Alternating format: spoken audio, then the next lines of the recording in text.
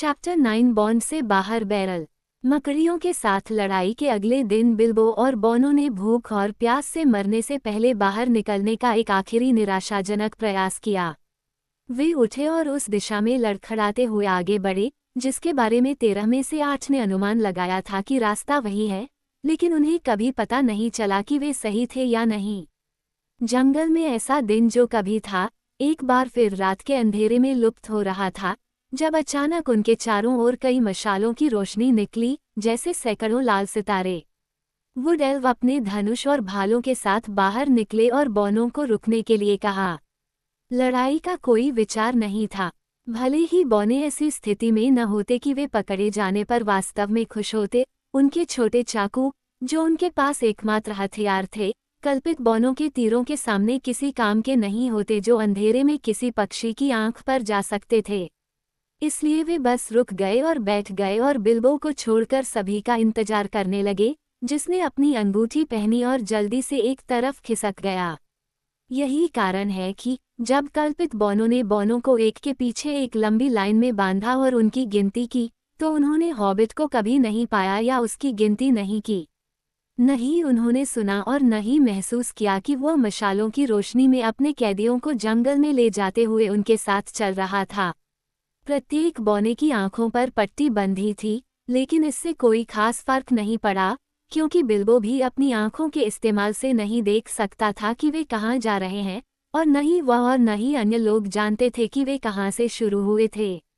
Bilbo ने मशालों के साथ चलने के लिए अपनी पूरी कोशिश की, क्योंकि कल्पित बोने जितनी तेजी से हो सके उतनी तेजी से भाग रहे थे। वे बीमार और थके हुए थे। राजा ने उन्हें जल्दी करने का आदेश दिया था। अचानक मशालें बंद हो गईं और हॉबिट के पास पुल पार करने से पहले उन्हें पकड़ने का समय था। ये वह पुल था जो नदी के पार राजा के दरवाजे तक जाता था।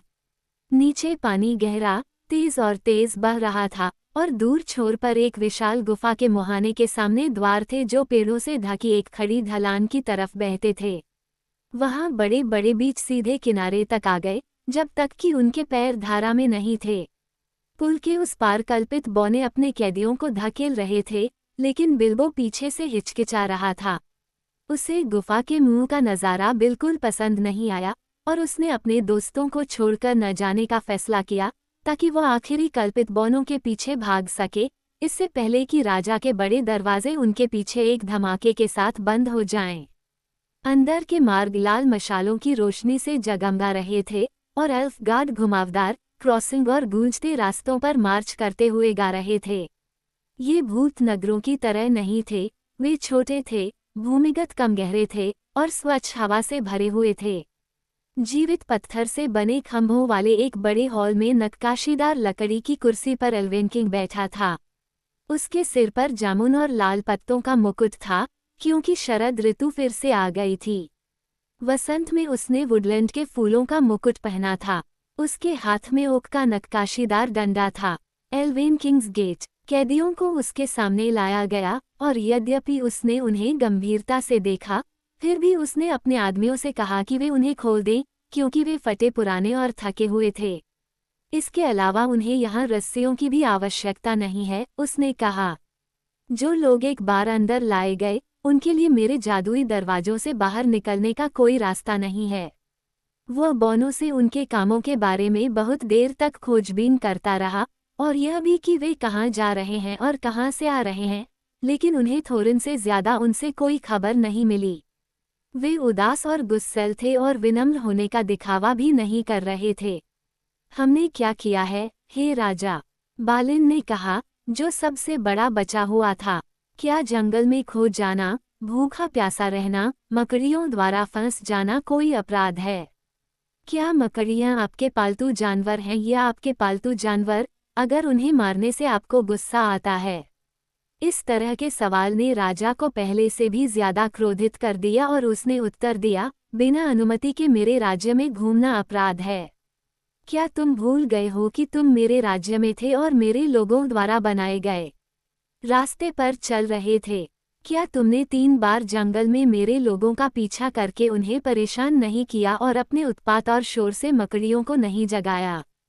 तुमने जो भी उत्पात मचाया है उसके बाद मुझे ये जानने का अधिकार है कि तुम यहाँ क्यों आए हो, और अगर तुम मुझे अभी नहीं बताओगे तो मैं तुम सबको तब तक जेल में रखूंगा जब तक तुम समझदारी और शिष्टाचार नहीं सीख लेते। फिर उसने बॉनों को अलग अलग कोठरी में रखने और उन्हें खाने पीने की चीजें देने का आदेश दिया, लेकिन उन्हें अपनी छोटी छोटी जेलों के दरवाजों से बाहर निकलने की अनुमति नहीं दी जब तक कि उनमें से कम एक उसे वह सब बताने के लिए तैयार न हो जाए जो वह जानना चाहता था। लेकिन उसने उन्हें यह नहीं बताया कि थोरिन भी उसके साथ कैदी था। ये बिल्बो को ही पता चला। बेचारे मी बैगिंस वह बहुत थका देने वाला लंबा समय उस जगह पर अकेले रहते थे और हमेशा छिपकर रहते थे।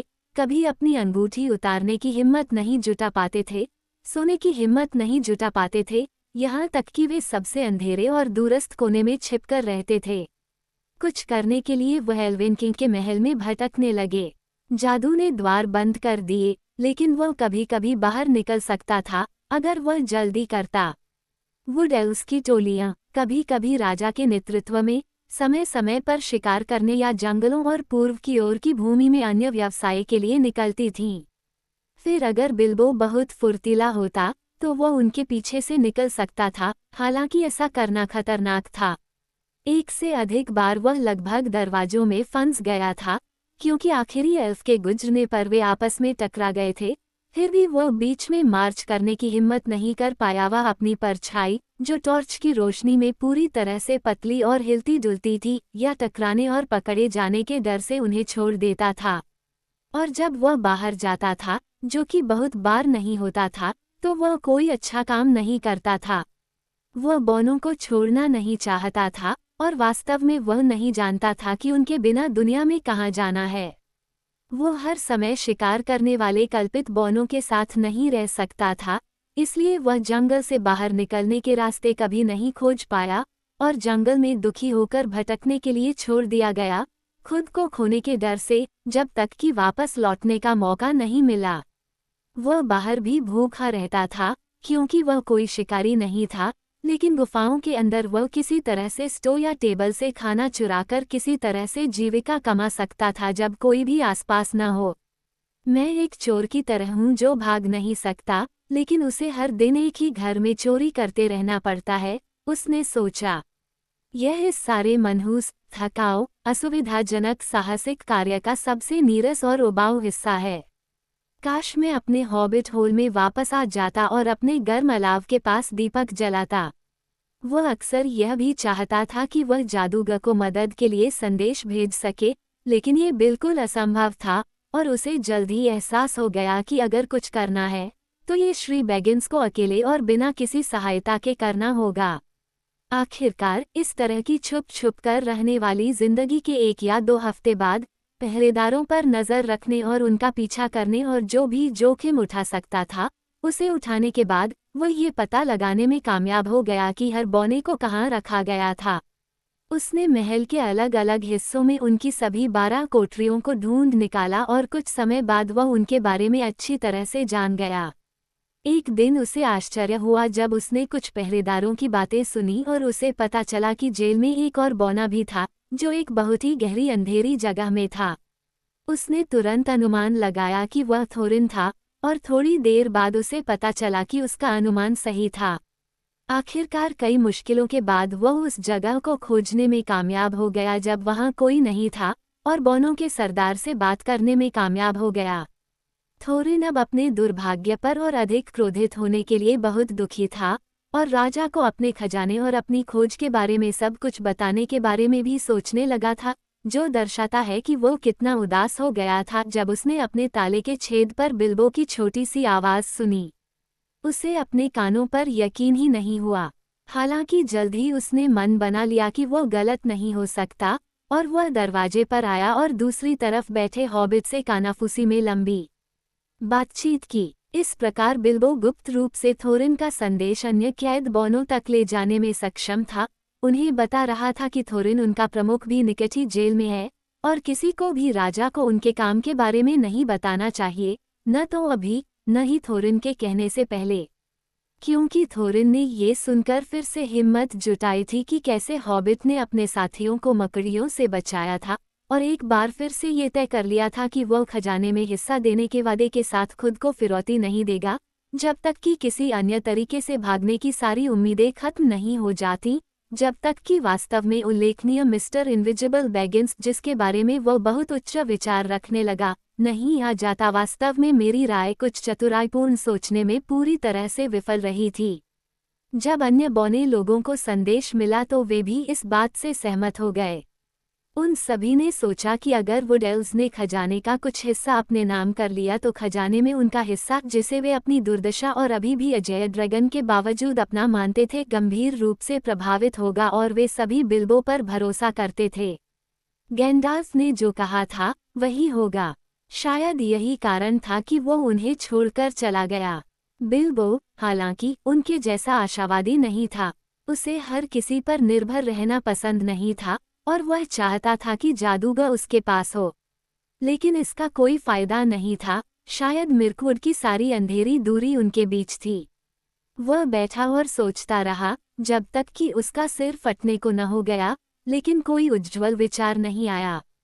एक अदृश्य अंगूठी बहुत अच्छी चीज थी, लेकिन 14 में से यह बहुत अच्छी नहीं थी। लेकिन निश्चित रूप से, जैसा कि आपने अनुमान लगाया है, उसने अंत में अपने दोस्तों को बचाया, और ऐसा ही हुआ। एक दिन, इधर उधर खोजते हुए, बिल्बो ने एक बहुत ही रोचक बात देखी। विशाल द्वार गुफाओं में प्रवेश का एकमात्र रास्ता नहीं थे। महल के सबसे निचले इलाकों के नीचे से एक जलधारा बहती थी और आगे पूर्व की ओर फॉरेस्ट नदी में मिलती थी, उस खड़ी ढलान से आगे जहां से मुख्य मुहाना खुलता था। जहां ये भूमिगत जलमार्ग पहाड़ी से निकलता था, वहां एक जल द्वार था। वहां चट्टानी छत धारा की सतह के करीब आती थी और उससे एक पोर्टिकुलिस को नदी के तल पर गिराया जा सकता था ताकि कोई भी उस रास्ते से अंदर या बाहर न आ सके। लेकिन पोर्टिकुलिस अक्सर खुला रहता था, क्योंकि बहुत सारा ट्रैफिक जल द्वार से अंदर बाहर आता जाता था। अगर कोई उस रास्ते से आता, तो वो खुद को पहाड़ी के बीचों बीच जाने वाली एक अंधेरी, खुरदरी सुरंग में पाता। लेकिन एक जगह जहां ये गुफाओं के नीचे से गुजरती थी, छत को काट दिया गया था और बड़े ओक के जाल से ढक दिया गया था। ये राजा के तहखानों में ऊपर की ओर खुलते थे। वहां बैरल और बैरल और बैरल खड़े थे। वुड एल्व्स और खासतौर पर उनके राजा शराब के बहुत शौकीन थे, हालांकि उन इलाकों में कोई बेल नहीं उगती थी। शराब और दूसरे सामान दूर दूर से, दक्षिण में रहने वाले उनके रिश्तेदारों से या दूर दूर के देशों में रहने वाले लोगों के अंगूर के बागों से लाए जाते थे।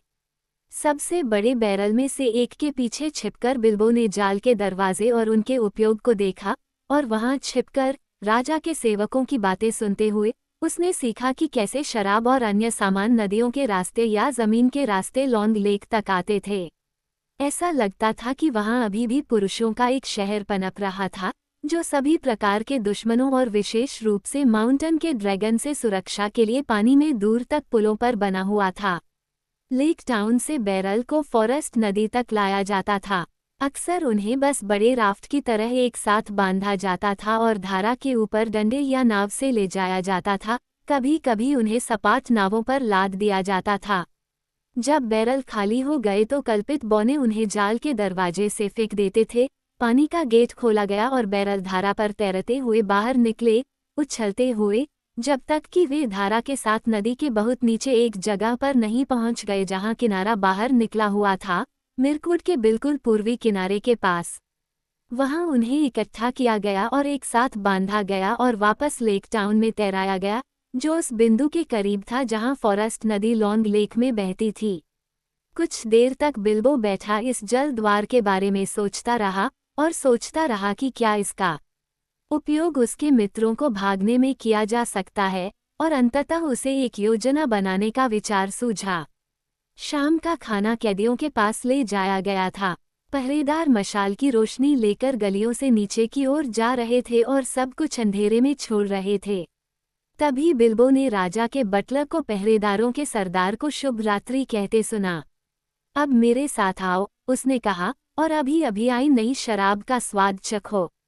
आज रात मैं खाली लकड़ियों के तहखानों को साफ करने में कड़ी मेहनत करूंगा, इसलिए चलो पहले हम लोग थोड़ा पी लें ताकि काम में मदद मिल सके। बहुत बढ़िया, पहरेदारों का सरदार हंसा। मैं तुम्हारे साथ चखकर देखूंगा कि यह राजा की मेज के लिए ठीक है या नहीं। आज रात दावत है और घटिया सामान भेजना ठीक नहीं होगा। जब उसने ये सुना तो बिल्बो बहुत खुश हुआ, क्योंकि उसने देखा कि किस्मत उसके साथ थी और उसे अपनी हताश योजना को आजमाने का मौका मिला। वो दोनों कल्पित बौनों का पीछा करता रहा, जब तक कि वे एक छोटे से तहखाने में नहीं पहुंच गए और एक मेज पर बैठ गए जिस पर 2 बड़े फ्लागन रखे हुए थे। जल्द ही वे शराब पीने लगे और खुशी से हंसने लगे। तब बिल्बो के साथ एक असामान्य तरह की किस्मत थी। यह एक वुड एल्फ को मदहोश करने के लिए शक्तिशाली शराब होनी चाहिए, लेकिन ये शराब, ऐसा प्रतीत होता है, डोरविनियन के महान उद्यानों की मादक शराब थी, जो उसके सैनिकों या उसके सेवकों के लिए नहीं थी, बल्कि केवल राजा की दावतों के लिए थी, और बटलर के बड़े फ्लागन के लिए नहीं बल्कि छोटे कटोरे के लिए थी। बहुत जल्द ही मुख्य रक्षक ने अपना सिर हिलाया, फिर उसने उसे मेज पर रख दिया और गहरी नींद में सो गया। बटलर कुछ देर तक बिना ध्यान दिए अपने आप से बातें करता और हंसता रहा, लेकिन जल्द ही उसका सिर भी मेज पर हिल गया और वह सो गया और अपने दोस्त के बगल में खर्राटे लेने लगा। फिर हॉबिट अंदर घुसा। बहुत जल्द ही मुख्य रक्षक के पास चाबियां नहीं बची, लेकिन बिल्बो जितनी तेजी से हो सकता था उतनी तेजी से कोठरियों की ओर बढ़ रहा था। बड़ा गुच्छा उसके हाथों में बहुत भारी लग रहा था और उसकी अंगूठी के बावजूद उसका दिल अक्सर उसके मुंह में आ जाता था, क्योंकि वह चाबियों को रोक नहीं सकता था। बीच बीच में तेज खनक और खटपट की आवाज आती थी, जिससे वह कांप उठता था। सबसे पहले उसने बालिन के दरवाजे को खोला और बौने के बाहर आते ही उसे फिर से सावधानी से बंद कर दिया। बालिन को बहुत आश्चर्य हुआ, जैसा कि आप कल्पना कर सकते हैं, लेकिन वह अपने छोटे से पत्थर के कमरे से बाहर निकलकर खुश था। वह रुककर सवाल पूछना चाहता था और जानना चाहता था कि बिल्बो क्या करने जा रहा है और उसके बारे में सब कुछ। अब समय नहीं है, हॉबिट ने कहा, तुम बस मेरे पीछे आओ। हम सभी को एक साथ रहना चाहिए और अलग होने का जोखिम नहीं उठाना चाहिए। हम सभी को भागना होगा या कोई नहीं, और यह हमारा आखिरी मौका है। अगर यह पता चला तो भगवान जाने राजा तुम्हें अगली बार कहाँ रखेगा। तुम्हारे हाथ पैर भी जंजीरों में जकड़ दिए जाएंगे, ऐसा मुझे लगता है। बहस मत करो, वहाँ एक अच्छा आदमी है। फिर वह दरवाजे दरवाजे घूमता रहा, जब तक कि उसके पीछे 12 लोग नहीं हो गए। उनमें से कोई भी बहुत फुर्तीला नहीं था, अंधेरे के कारण और उनके लंबे कारावास के कारण। बिल्बो का दिल हर बार धड़कता था जब उनमें से कोई दूसरे से टकराता था या अंधेरे में घुराघुराहट या फुसफुसाहट करता था। लानत है इस बौने शोरगुल पर, उसने खुद से कहा, लेकिन सब ठीक रहा और उन्हें कोई गार्ड नहीं मिला। वास्तव में उस रात जंगल में और ऊपर के हॉल में एक शानदार शरद ऋतु की दावत थी। राजा के लगभग सभी लोग मौज मस्ती कर रहे थे। अंततः बहुत सी गलतियों के बाद वे थोरिन की कालकोठरी में पहुंचे, जो काफी नीचे एक गहरी जगह पर थी और सौभाग्य से तहखानों से ज्यादा दूर नहीं थी। मेरे वचन पर, थोरिन ने कहा, जब बिल्बो ने उसे फुसफुसाकर बाहर आने और अपने दोस्तों से मिलने के लिए कहा। गैंडाल्फ ने हमेशा की तरह सच कहा। ऐसा लगता है कि जब समय आएगा तो तुम एक बहुत बढ़िया चोर बन जाओगे। मुझे यकीन है कि हम सब हमेशा तुम्हारी सेवा में रहेंगे, चाहे इसके बाद कुछ भी हो। लेकिन इसके बाद क्या होगा? बिल्बो ने देखा कि अब समय आ गया है कि वह अपने विचार को यथासंभव स्पष्ट करे, लेकिन उसे बिल्कुल भी यकीन नहीं था कि बौने इसे किस तरह लेंगे। उसका डर बिल्कुल जायज था, क्योंकि उन्हें ये बिल्कुल भी पसंद नहीं आया और वे अपने खतरे के बावजूद जोर जोर से बड़बड़ाने लगे। हम निश्चित रूप से चोटिल हो जाएंगे, टुकड़े टुकड़े हो जाएंगे और डूब भी जाएंगे। वे बुदबुदाए, जब तुमने चाबियां हासिल कर ली तो हमें लगा कि तुमने कोई समझदारी भरा विचार निकाला है। यह एक पागलपन भरा विचार है। बहुत बढ़िया, बिल्बो ने बहुत उदास होकर कहा और साथ ही कुछ हद तक नाराज भी। अपनी अच्छी कोठरियों में वापस आ जाओ और मैं तुम सबको फिर से बंद कर दूंगा और तुम वहां आराम से बैठो और कोई बेहतर योजना सोचो। लेकिन मुझे नहीं लगता कि मैं कभी भी चाबियां फिर से हासिल कर पाऊंगा, भले ही मैं कोशिश करने का मन बना लूं। यह उनके लिए बहुत ज्यादा था और वे शांत हो गए। अंत में बेशक उन्हें वही करना पड़ा जो बिल्बो ने सुझाया था, क्योंकि उनके लिए ऊपरी हॉल में अपना रास्ता खोजने या जादू से बंद किए गए गेट से बाहर निकलने का प्रयास करना स्पष्ट रूप से असंभव था, और जब तक वे बाहर नहीं निकल जाते तब तक गलियारों में बड़बड़ाना अच्छा नहीं था। वे फिर से पकड़े गए, इसलिए हॉबिट का पीछा करते हुए वे सबसे निचले तहखानों में घुस गए। वे एक दरवाज़ा पार कर गए जिसके माध्यम से मुख्य रक्षक और बटलर को अभी भी अपने चेहरों पर मुस्कान के साथ खुशी से खर्राटे लेते देखा जा सकता था। डोरविनियन की शराब गहरे और सुखद सपने लाती है।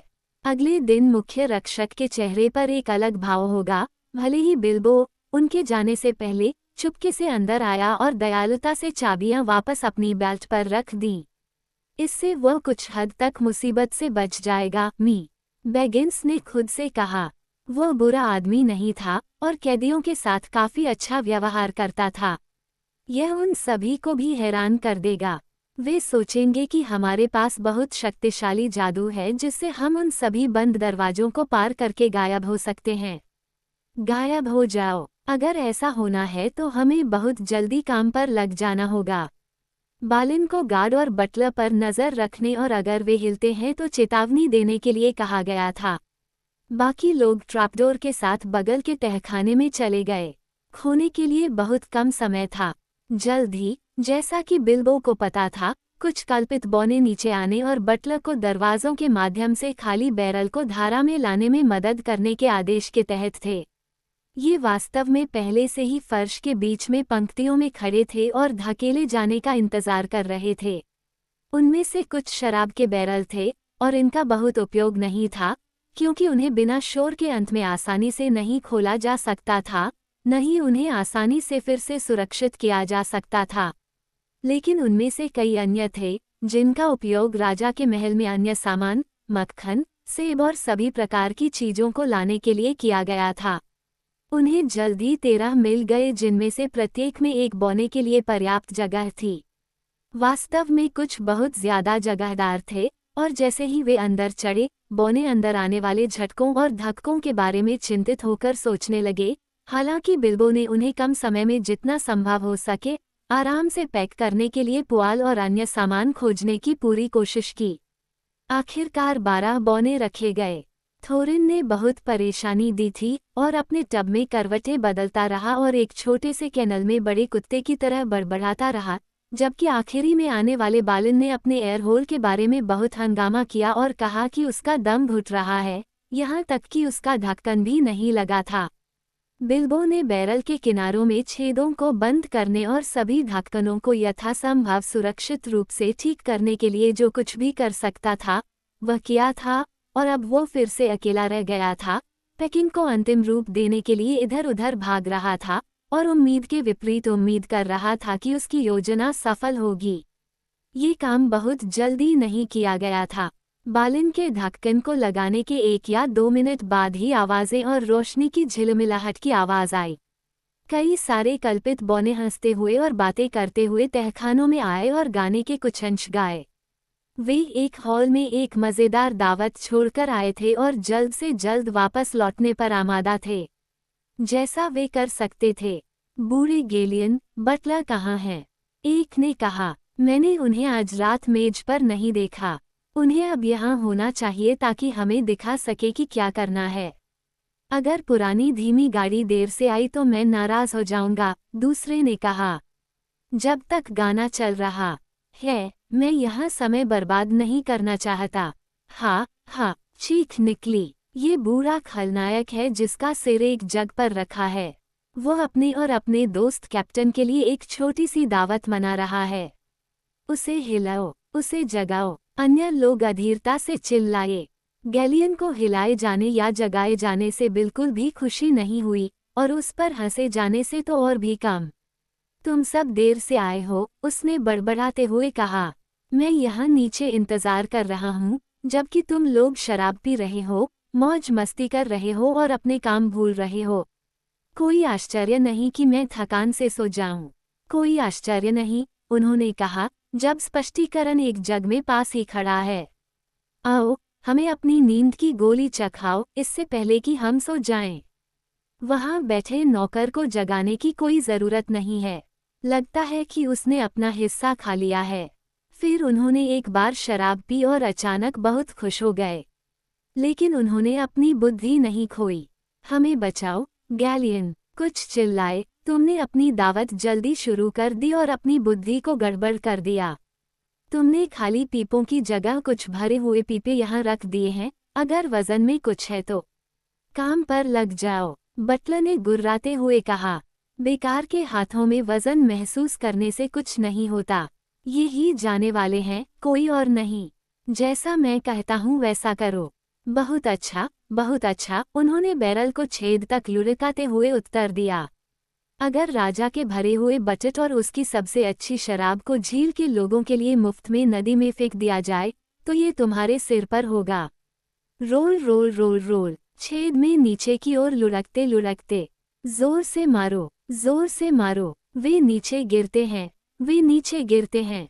इसलिए वे गाते रहे। पहले एक बैरल और फिर दूसरा बैरल अंधेरे छेद में गड़गड़ाहट के साथ पहुंचा और कुछ फीट नीचे ठंडे पानी में धकेल दिया गया। कुछ बैरल वास्तव में खाली थे, कुछ टब थे जिनमें प्रत्येक में एक बौना भरा हुआ था, लेकिन वे सभी एक के बाद एक नीचे चले गए, कई बार टकराने और टकराने के साथ, नीचे वाले के ऊपर से टकराते हुए, पानी में टकराते हुए, सुरंग की दीवारों से टकराते हुए, एक दूसरे से टकराते हुए और धारा के साथ नीचे की ओर उछलते हुए। ये ठीक इसी समय था जब बिल्बो को अचानक अपनी योजना में कमजोरी का पता चला। संभवतः आपने इसे कुछ समय पहले देखा था और उस पर हंस रहे थे, लेकिन मुझे नहीं लगता कि आप उसकी जगह पर आधे से भी कम अच्छे होते। बेशक वह खुद बैरल में नहीं था और न ही उसे पैक करने वाला कोई था, भले ही कोई मौका होता। ऐसा लग रहा था कि वह निश्चित रूप से इस बार अपने दोस्तों को खो देगा। लगभग सभी पहले से ही अंधेरे जाल के माध्यम से गायब हो गए थे और पूरी तरह से पीछे रह जाएगा और उसे हमेशा के लिए एल्फ गुफाओं में एक स्थायी चोर के रूप में दुबक कर रहना होगा। क्योंकि भले ही वह एक बार ऊपरी द्वार से बच सकता था, लेकिन उसके पास बौनों को फिर से खोजने का बहुत कम मौका था। वह उस जगह तक जाने का रास्ता नहीं जानता था जहां बैरल एकत्र किए गए थे। वह सोच रहा था कि उसके बिना उनके साथ क्या होगा, क्योंकि उसके पास बौनों को वह सब बताने का समय नहीं था जो उसने सीखा था, या वह क्या करने का इरादा रखता था एक बार जब वे जंगल से बाहर निकल गए। जब ये सारे विचार उसके दिमाग में घूम रहे थे, तब कल्पित बौने बहुत खुश होकर नदी के द्वार के चारों ओर गाना गाने लगे। कुछ लोग पहले से ही रस्सियों को खींचने के लिए चले गए थे, जो पानी के द्वार पर पोर्टिकुलस को खींचते थे ताकि बैरल के नीचे तैरने के तुरंत बाद उन्हें बाहर निकाला जा सके। तेज अंधेरी धारा के नीचे तुम वापस उन जमीनों पर जाओ जिन्हें तुम कभी जानते थे। हॉल और गुफाओं को गहरे छोड़ दो, उत्तरी पहाड़ों को खड़ी चढ़ाई पर छोड़ दो, जहां जंगल विस्तृत और धुंधला है, धूसर और गंभीर छाया में छिपा है। पेड़ों की दुनिया से आगे निकल जाओ, फुसफुसाती हवा में, झाड़ियों से आगे निकल जाओ, नरकटों से आगे निकल जाओ, दलदल की लहराती घास से आगे निकल जाओ, रात में झील और तालाब से ऊपर उठने वाली सफ़ेद धुंध के बीच से पीछे चलो, उन सितारों का पीछा करो जो ठंडे और खड़ी चढ़ाई पर छलांग लगाते हैं जब भोर जमीन पर हो। तेज बहाव के ऊपर, रेत के ऊपर, दक्षिण की ओर मुड़ो और दक्षिण की ओर सूर्य के प्रकाश और दिन की तलाश करो। वापस चरागाह की ओर, वापस घास के मैदान की ओर जहां गायें और बैल चरते हैं। पहाड़ियों पर, बगीचों में वापस जहां बेर फूलते हैं और भरते हैं सूरज की रोशनी में, दिन के नीचे। दक्षिण दूर और दक्षिण दूर, तुम तेज अंधेरी धारा के नीचे जाओ, वापस उन देशों की ओर जिन्हें आप कभी जानते थे। अब आखिरी बैरल दरवाजे की ओर लुढ़क रहा था, निराशा में और यह न जानते हुए कि और क्या करना है। बेचारे बिल्बो ने उसे पकड़ लिया और वह उसके साथ किनारे पर धकेल दिया गया। वह पानी में गिर गया, छप। ठंडे अंधेरे पानी में बैरल उसके ऊपर था। वह फिर से उछलता हुआ आया और चूहे की तरह लकड़ी से चिपक गया, लेकिन अपने सभी प्रयासों के बावजूद वह ऊपर नहीं चढ़ सका। हर बार जब उसने कोशिश की तो बैरल घूम गया और उसे फिर से नीचे गिरा दिया। ये वास्तव में खाली था और कॉक की तरह हल्का तैर रहा था। हालांकि उसके कान पानी से भरे हुए थे, लेकिन वह ऊपर तहखाने में अभी भी कल्पित बौनों को गाते हुए सुन सकता था। फिर अचानक जाल के दरवाजे धमाके के साथ गिर गए और उनकी आवाज़ें धीमी हो गईं। वह बर्फीले पानी में तैरती हुई अंधेरी सुरंग में था, बिल्कुल अकेला, क्योंकि आप उन दोस्तों की गिनती नहीं कर सकते जो बैरल में पैक किए गए हैं। बहुत जल्द ही आगे अंधेरे में एक धूसर धब्बा दिखाई दिया। उसने पानी के गेट को ऊपर खींचे जाने की चरमराहट सुनी और उसने पाया कि वह पीपों और टबों के एक उछलते कूदते समूह के बीच में था, जो मिहराब के नीचे से गुजरने और खुली धारा में जाने के लिए आपस में टकरा रहे थे। उसने खुद को धक्का मुक्की और टुकड़ों में बंटने से बचाने के लिए जितना हो सका किया, लेकिन आखिरकार धक्का मुक्की करने वाली भीड़ बिखरने लगी और एक एक करके पत्थर के मिहराब के नीचे से दूर जाने लगी। फिर उसने देखा कि अगर वह अपने बैरल पर सवार होने में कामयाब भी हो जाता तो भी कोई फायदा नहीं होता, क्योंकि बैरल के ऊपर और अचानक झुकी हुई छत के बीच, जहां गेट था, कोई जगह नहीं थी, यहाँ तक कि एक हॉबिट के लिए भी नहीं। वे दोनों किनारों पर पेड़ों की लटकती शाखाओं के नीचे चले गए। बिल्बो को आश्चर्य हुआ कि बौने क्या महसूस कर रहे होंगे और क्या उनके टब में बहुत पानी आ रहा होगा। अंधेरे में उसके साथ साथ चलने वाले कुछ टब पानी में बहुत नीचे लग रहे थे और उसने अनुमान लगाया कि इनके अंदर बौने हैं। मुझे उम्मीद है कि मैंने ढक्कन को पर्याप्त रूप से कस कर रखा होगा, उसने सोचा, लेकिन जल्द ही वह बौनों को याद करने के लिए खुद के बारे में बहुत अधिक चिंता करने लगा। वह अपना सिर पानी से ऊपर रखने में कामयाब रहा, लेकिन वह ठंड से कांप रहा था और उसे आश्चर्य हुआ कि क्या वह किस्मत बदलने से पहले ही मर जाएगा और वह कितने समय तक जीवित रह पाएगा। उसे लटके रहना चाहिए और क्या उसे पानी छोड़ने का जोखिम उठाना चाहिए और किनारे तक तैरने का प्रयास करना चाहिए। किस्मत ने जल्द ही सब कुछ बदल दिया। घुमावदार धारा ने कई बैरल को एक जगह किनारे पर लाकर खड़ा कर दिया और कुछ देर के लिए वे किसी छिपी हुई जड़ से चिपक गए। फिर बिल्बो ने अपने बैरल के किनारे पर चढ़ने का मौका लिया, जबकि वह दूसरे बैरल के सहारे स्थिर था। वह डूबे हुए चूहे की तरह रेंगता हुआ ऊपर गया और संतुलन बनाए रखने के लिए सबसे ऊपर लेट गया।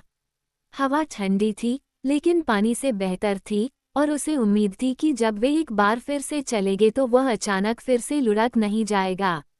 कुछ ही देर में बैरल फिर से खुल गए और मुड़ गए और धारा के साथ साथ मुख्य धारा में चले गए। फिर उसे लगा कि उस पर टिके रहना उतना ही मुश्किल है जितना उसे डर था, लेकिन वह किसी तरह कामयाब हो गया, हालांकि यह बहुत ही असुविधाजनक था। सौभाग्य से वह बहुत हल्का था और बैरल काफी बड़ा था और थोड़ा टपकने के कारण अब उसमें थोड़ा पानी भर गया था। फिर भी यह बिना लगाम या रकाब के एक गोल पेट वाले टट्टू की सवारी करने जैसा था, जो हमेशा घास पर लौटने के बारे में सोचता रहता था। इस तरह से आखिरकार मिस्टर बैगिन्स एक ऐसी जगह पहुंचे जहां दोनों तरफ के पेड़ कम होते जा रहे थे। वह उनके बीच में हल्का आसमान देख सकता था।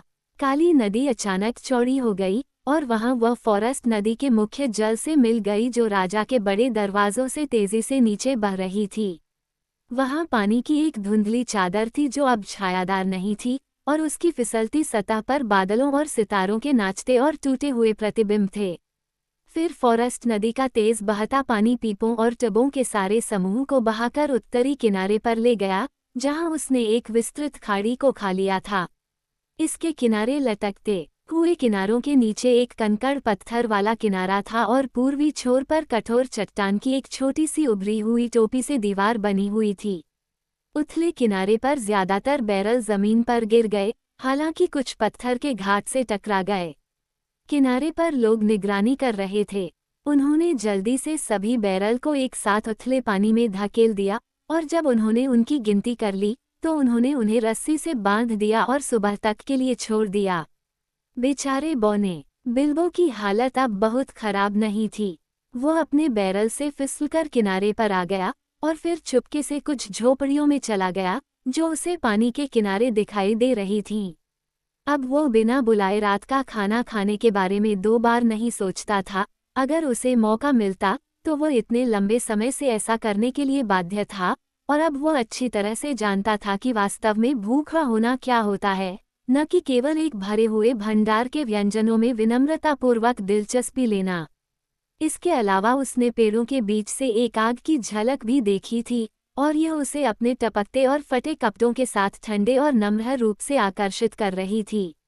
उस रात के उसके कारनामों के बारे में आपको ज्यादा कुछ बताने की जरूरत नहीं है, क्योंकि अब हम पूर्व की ओर की यात्रा के अंत के करीब पहुंच चुके हैं और आखिरी और सबसे बड़े कारनामे पर आ रहे हैं, इसलिए हमें जल्दी से आगे बढ़ना चाहिए। बेशक अपनी जादुई अंगूठी की मदद से वह शुरू में तो बहुत अच्छा रहा, लेकिन अंत में उसके गीले कदमों और उसके द्वारा छोड़े गए टपकने के निशान से उसका पता चल गया और वह सिसकने लगा, और जहां भी वह छिपने की कोशिश करता उसे उसकी दबी हुई छींकों के भयानक विस्फोटों से पता चल जाता। बहुत जल्द ही नदी के किनारे के गांव में एक बढ़िया हलचल मच गई, लेकिन बिल्बो एक रोटी और शराब की एक चमड़े की बोतल और एक पाई लेकर जंगल में भाग गया, जो उसका नहीं था। रात के बाकी हिस्से में उसे भीगते हुए और आग से दूर रहना पड़ा, लेकिन बोतल ने उसे ऐसा करने में मदद की और वह वास्तव में कुछ सूखी पत्तियों पर थोड़ा सो गया। भले ही साल का अंत हो रहा था और हवा ठंडी थी, वो फिर से एक विशेष रूप से तेज छींक के साथ उठा। सुबह पहले से ही धूसर थी और नदी के किनारे एक मजेदार शोरगुल हो रहा था। वे बैरल की एक बेड़ा बना रहे थे और बेड़ा एल्फ जल्द ही इसे धारा के साथ लेक टाउन की ओर ले जाने वाले थे। बिल्बो ने फिर से छींका। अब वह टपक नहीं रहा था, लेकिन उसे पूरे शरीर में ठंड लग रही थी। वह जितनी तेजी से अपने कठोर पैरों को ले जा सकता था, उतनी तेजी से नीचे उतरा और सामान्य हलचल में किसी की नज़र में आए बिना समय रहते पीपों के ढेर पर चढ़ने में कामयाब हो गया। सौभाग्य से उस समय कोई अजीब छाया डालने के लिए सूरज नहीं था, और शुक्र है कि उसे फिर से काफी देर तक छींक नहीं आई। डंडों की जोरदार धक्का मुक्की हुई। उथले पानी में खड़े कल्पित बौने जोर जोर से धक्का मुक्की कर रहे थे। बैरल अब आपस में बंधे हुए चरमरा रहे थे और घबरा रहे थे। ये बहुत भारी है, कुछ ने बड़बड़ाते हुए कहा। वे बहुत गहरे तैरते हैं, इनमें से कुछ कभी खाली नहीं होते। अगर वे दिन के उजाले में किनारे पर आते तो हम अंदर देख सकते थे, उन्होंने कहा। अब समय नहीं है, बेड़ा चलाने वाले ने चिल्लाया। चल पड़ो। और आखिरकार वे चल पड़े, पहले धीरे धीरे, जब तक कि वे चट्टान के उस बिंदु से आगे नहीं निकल गए जहां दूसरे कल्पित बौने उन्हें डंडों से रोकने के लिए खड़े थे, और फिर तेजी से और तेजी से जैसे जैसे वे मुख्य धारा को पकड़ते गए और झील की ओर नीचे की ओर बढ़ते गए। वे राजा की काल कोठरी से भाग निकले थे और जंगल में थे, लेकिन वे जीवित हैं या मृत, यह अभी भी पता लगाना बाकी है।